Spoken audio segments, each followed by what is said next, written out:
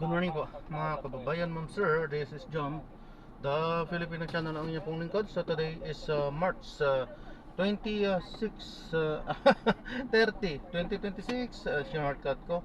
Tayo ngayon ay papunta diyan yan sa may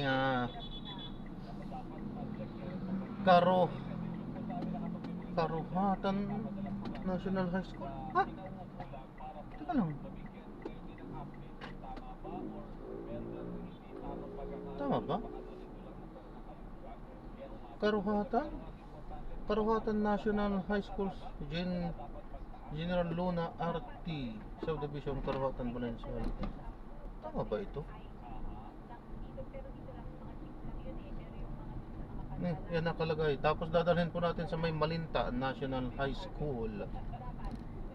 Okay, tama. Sa may Malinta, Valenzuela po yan. Okay, so magbabalik po tayo mamayang unti po pag nakuha na po natin sila. Disclaimer lamang po, ang content po natin ay kalsada at hindi ang passenger.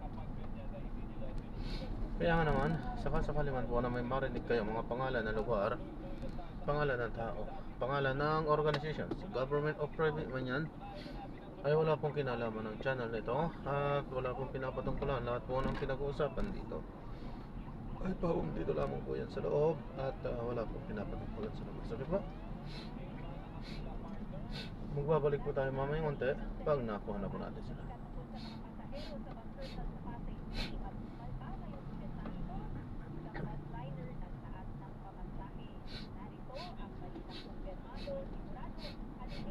Turn down.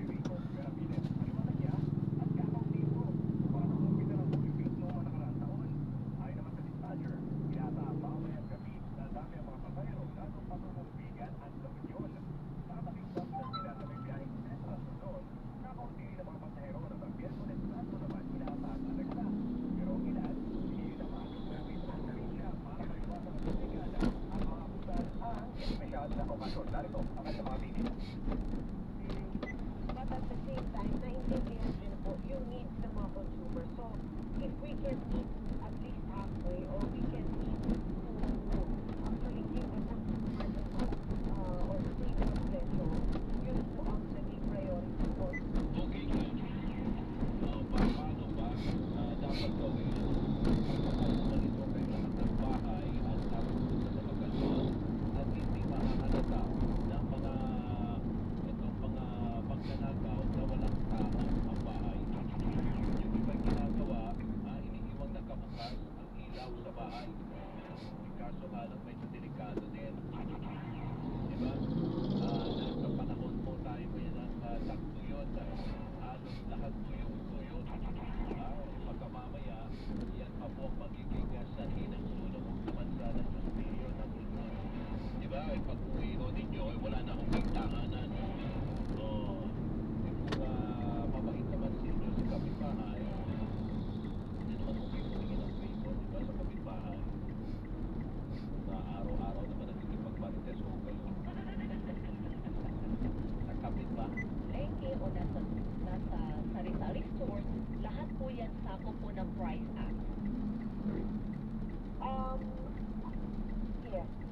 Okay, so kung merong hoarding doon, merong overpricing, sakop sila ng penalty under the Price Act.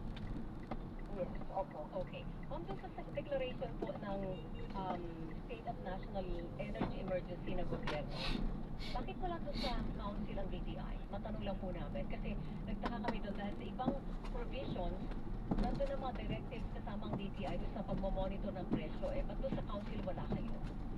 Actually, we are also assisting, no? We are part of the group that really just follows the directive of the uplift. So kung ano yung direction ng uplift or directive ng uplift sa DTI, doon po kami sumusunod.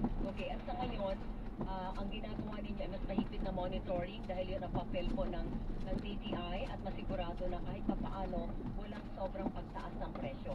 Yes, doon po. Kasi since this is a state of national emergency for energy, ang DTI po ang nakapokus dun sa making sure that the prices of food are stable. So, yun ang talagang main mandate namin na inuutos ng ating Pangulo na is to really check and to enforce kung ano ang directive ngayon na walang price increase po tayo sa basic necessities and commodities. Ano po kami sa supply side? Sa supply side, wala po tayong problema ngayon, no? Sa supplies, when we met with the suppliers, with the manufacturers, they assured us na wala po tayong problema sa supply.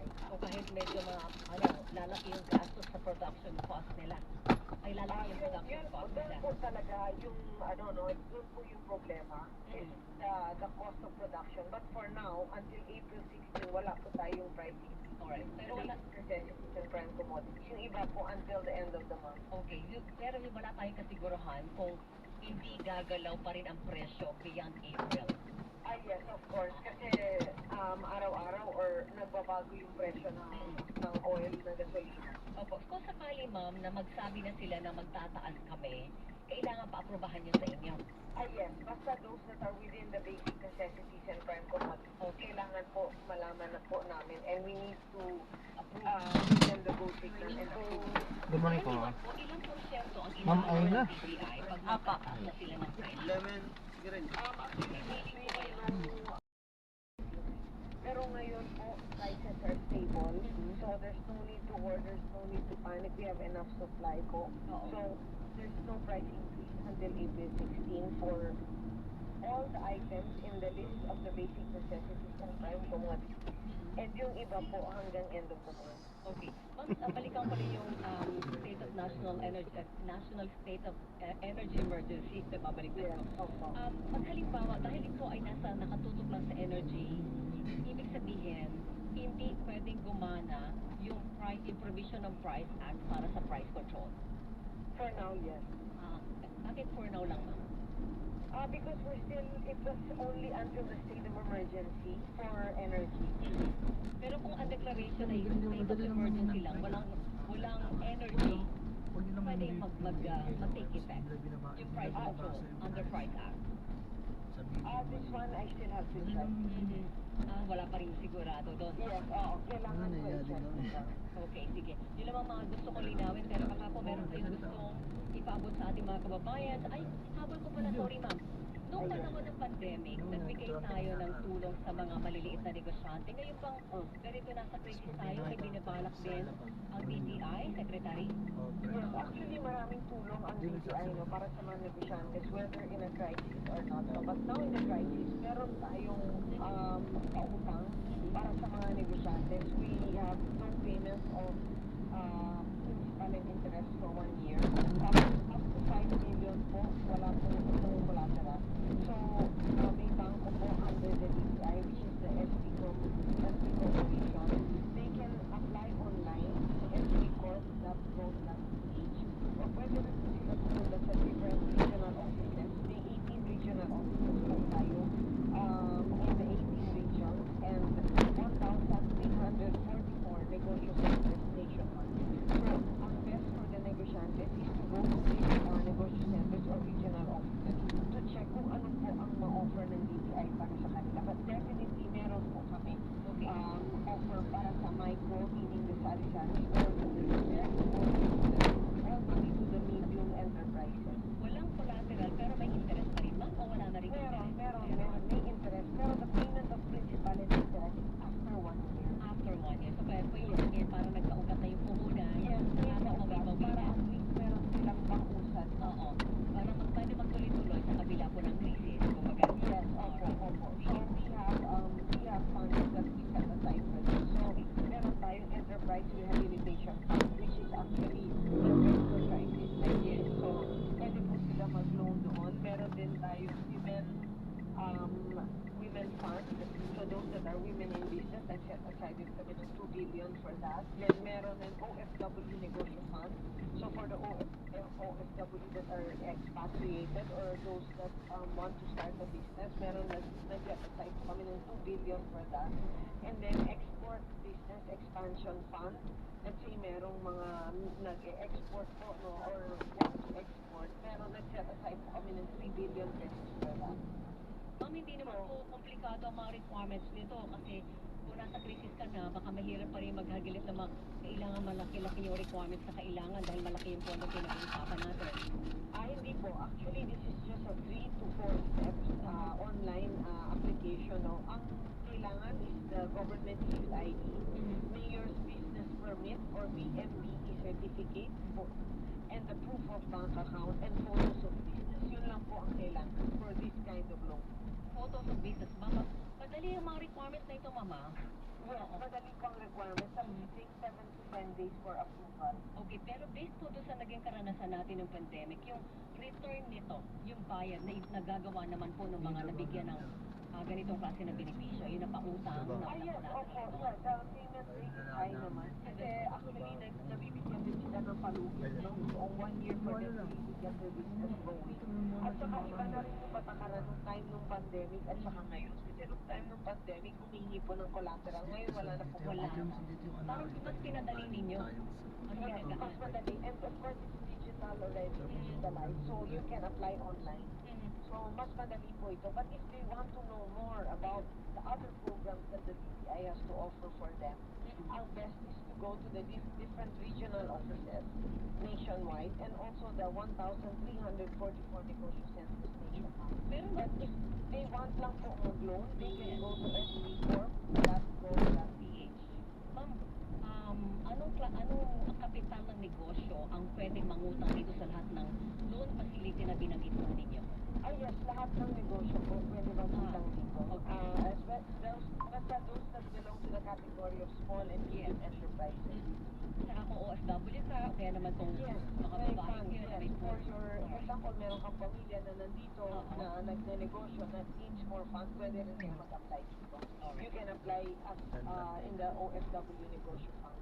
yun, mga kung marami palang available sa DTI eh. Baka hindi lang marami na lang. And aside from that po, yung trade shows natin nationwide, no, continuous po ito. Sa NCR, Metro Manila, we have 15 trade shows this year. And ang trade shows po ng DTI po ay lahat po ito free. So, this is also a chance for us to showcase yung produkto.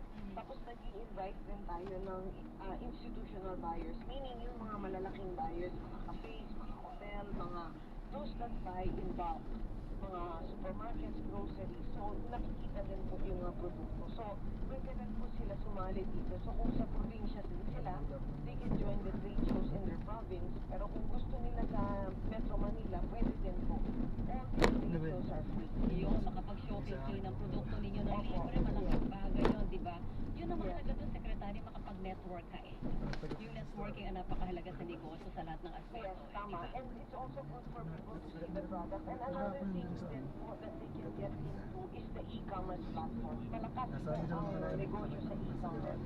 So, pwede din po sila pumunta sa negosyo center and sa regional office how they can start the e-commerce platform, the e-commerce since 7,600 islands tayo, so mas madali tayong makabenta kung nasa e-commerce platform. Oo, para wala ka ng biyahe-biyahe para mag-show ka ng produkto mo, di ba, Secretary? Yes, E-commerce na lang. So, yun ang best na i-explore nila, especially during times such as this. So, marami po ang programa ang DTI, but they need to know kung ano yung programa ang akma dun sa negosyo. Alright, Secretary, naku, maraming salamat po sa oras. Nasusunod ko magpa-follow up kami lalo na pag malapit na yung April 15, April 20 at katapusan po ng Abril para doon sa panibago ninyong serie ng pakikipag-usap sa mga negosyante. Ayun, maraming salamat din. Good morning po. Magandang umaga po sa inyo. Magandang umaga, mga kapuso. Si Secretary Maria Cristina Roque ng Department of Trade and Industry o DTI. Bantay presyo tayo. Ito yung mga basic necessities bago tayo magbagong-bagong balita, mga kapuso. Tinapay, canned fish and other marine products. Yan yung mga sabi-sabi ng, di ba, Den, Nico? Tama? Okay. Potable water na nakabote or container. Bottled water. Mineral water yun, oo. Processed milk, yung mga naka-tetra pack, malaki, maliit, hindi ba? Locally manufactured instant noodles. Lokal, dito ginawa. Instant noodles. Kape. Asin. Laundry soap, panglaban natin. Detergent at pati po kandila. Yung prime commodities naman, ito yung mga binabagit natin na para pag nagpunta kayo sa supermarket, dapat hindi gumagalaw ang presyo. Flour, harina yun, di ba, Nek? Processed and canned pork. Ay, mga corned beef nyo dyan. At mga spam-spam. Processed and canned beef. Yan. Suka. Prime commodities sa suka. Patis. Yan. Soy sauce, toyo yun. Toilet soap. Papel. Paper, nakalagay dito. School supply. Cemento. Clinker. GI sheets. Hollow block. Construction. Yung nails. Pako. Kasama yan sa prime commodities. Mga baterya. Pati po ang electrical supply. Mga bombilya po natin na pang-ilaw sa mga bahay-bahay. Pati po ang tinatawag na steel wires. Yan ang prime commodities at basic necessities na nasa listahan po ng DTI mismo. Mamaya, kung may oras pa tayo, babalikan naman natin kung ano ba yung mga parusa sa mga negosyante na magsasamantala pa rin sa kabila po ng krisis na dinaranas ng ating mga kababayan. Oras natin, pagbalik natin, bagong-bagong balita, 22 minutes makalipas ang alas 8 ng umaga. Radyo na, TV ba? Labanan ng fake news, dapat totoo.